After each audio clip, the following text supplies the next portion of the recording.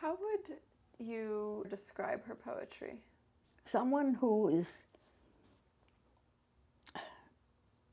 very sensitive and aware and constantly responding to all kinds of cues, from very immediate personal, physical, to feelings, to impressions, to experiences, and has to get it out, has to express it.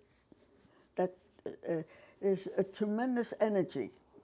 And I think what comes across, and I think that's what draws so many young people who are starting Judaic studies, that kind of thing, is, oh, you can say that in Yiddish, which they've heard about dimly, not so helpfully. And she's also talking about a lot of intimate things like sex. And in her own time, when my mother dismissed her, it was because it was hardly done at all. It was mostly political, right? So-called proletarian. I mean, there are a lot of great poems there, but she really stood out for it. Though, when you think of Margolin and Mullet, they also wrote in that vein. They were very, I've often thought this is one of my fantasy assignments if I had a class, you see. There are 6 or 7 great writers in American English, starting with Edna St. Vincent Millay, women, right? And there are 6 or 7 women in Yiddish living at the same time, 20s and 30s. And a study should be made of those two. Why would you say that people should read her today? Well, it's a voice that's worth hearing. It's a voice that should be heard, of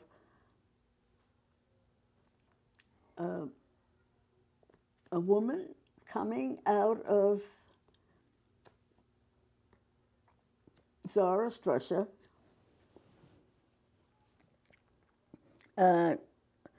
coming into the U.S. finally, and expressing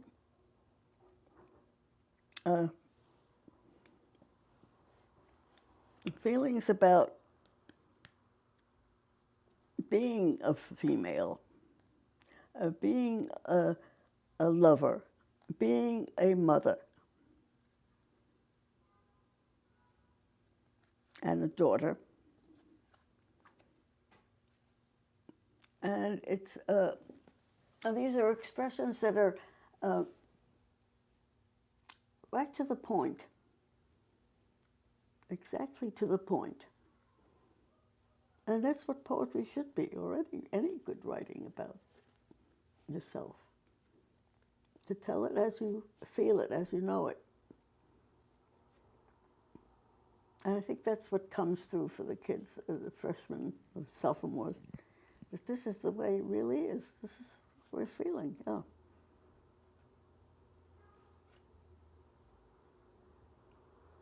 And I think the more they get of Yiddish, the more they can appreciate her work. It's true, you need to study the language, right?